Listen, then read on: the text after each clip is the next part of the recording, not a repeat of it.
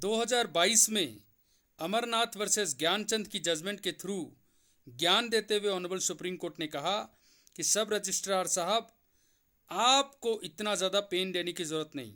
ना आप power of attorney valid है या नहीं है इसकी चिंता करें, ना आप ओरिजिनल पावर ऑफ अटॉर्नी मंगवाएं। आपका काम है रजिस्टर करने का, चुपचाप रजिस्टर करें।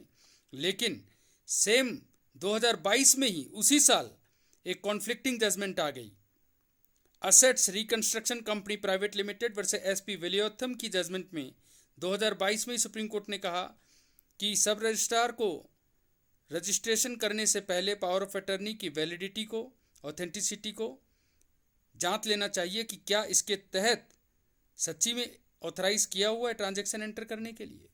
अब आप ज़रूर कंफ्यूज हो जाएंगे, लेकिन इससे पहले कि मैं आपको अलविदा कहूं, मैं आपको दो और इम्पॉर्टेंट जजमेंट सूरज लैंप 1 2009 में जो आई थी और 2012 में सूरज लैंप 2 जजमेंट की ओर ले जाता हूं। याद रहे, दिल्ली में चूना लगाने का ये सिलसिला जारी हुआ। जब आपको फ्लैट दे दिया जाता था तो आप फ्लैट के अलॉटी हो गए। आप उसमें क्या करते थे, किसी और को आगे बेचने के लिए सेल डीड का यूज़ नहीं करते थे ताकि सरकार को फिर से रजिस्ट्रेशन फीस या स्टैंप ड्यूटी ना देनी पड़े। सरकार को चूना लगाने के लिए आप वसीयत के द्वारा या फिर जीपीए के द्वारा से जो फ्लैट है वो आगे बेचने लग गए और आप उसमें लिख देते थे कि ये इररिवोकेबल होगा, यानी कि 202 कॉन्ट्रैक्ट एक्ट के तहत आप एक एजेंसी क्रिएट करते थे जनरल पावर ऑफ अटॉर्नी और उसके थ्रू फ्लैट की सेल फरोख्त में लग गए थे। जब ऑनरेबल दिल्ली हाई कोर्ट के आगे ये बात आई तो उन्होंने बोला ये ठीक है, वैलिड है, लेकिन ऑनरेबल सुप्रीम कोर्ट ने सूरज लैंप में कहा बिल्कुल गलत है। इससे तो जो ब्लैक मनी है वो जनरेट होगा, सरकार को चूना लगेगा, पैसे नहीं आएंगे और टीपीए का बेसिक और रजिस्ट्रेशन एक्ट का जो बेसिक ऑब्जेक्ट है वो फेल हो जाएगा।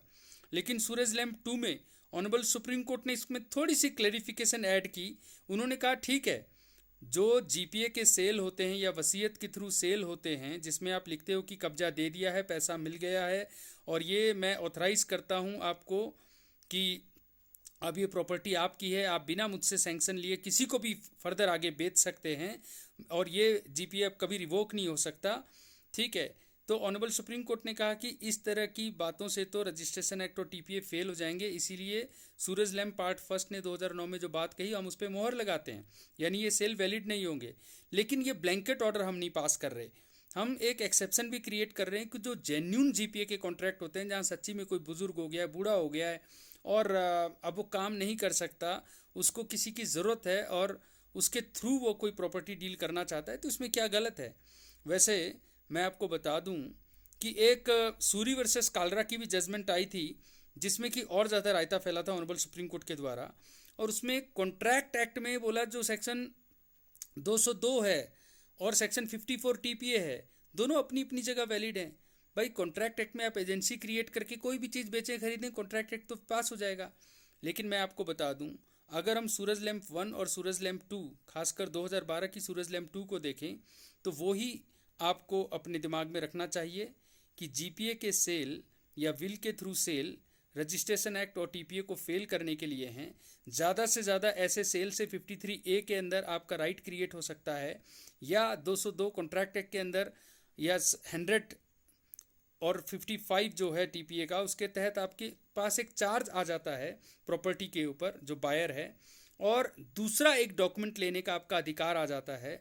लेकिन ये सारी चीज़ें आपको ऑनर नहीं बनाएंगी क्योंकि वो रजिस्ट्रेशन के बाद ही होगा अगर 100 रुपये से ऊपर का सेल है, और यही फाइनल कंक्लूजन है। लेकिन जो मैंने अमरनाथ और ज्ञानचंद की जजमेंट बताई उसमें पावर ऑफ अटॉर्नी के सेल के ऊपर कोई टिप्पणी नहीं की गई, क्योंकि सूरज लैंप 2 ने कहा था अगर जेन्यून पावर ऑफ अटॉर्नी की सेल है तो वो आज भी वैलिड रहेंगी। बस उस पर एक लाइन और ऐड कर दी गई, जो सब रजिस्ट्रार हैं क्या वो उसको देख सकते हैं ऑथेंटिसिटी को, क्या उनको पावर ऑफ अटॉर्नी ओरिजिनल मंगवाना चाहिए, ये उनके दायरे में आता है। तो ज्ञान ने कह दिया कि नहीं नहीं कोई ज़रूरत नहीं है, जबकि वेलियोथम ने कह दिया नहीं नहीं ज़रूरत है।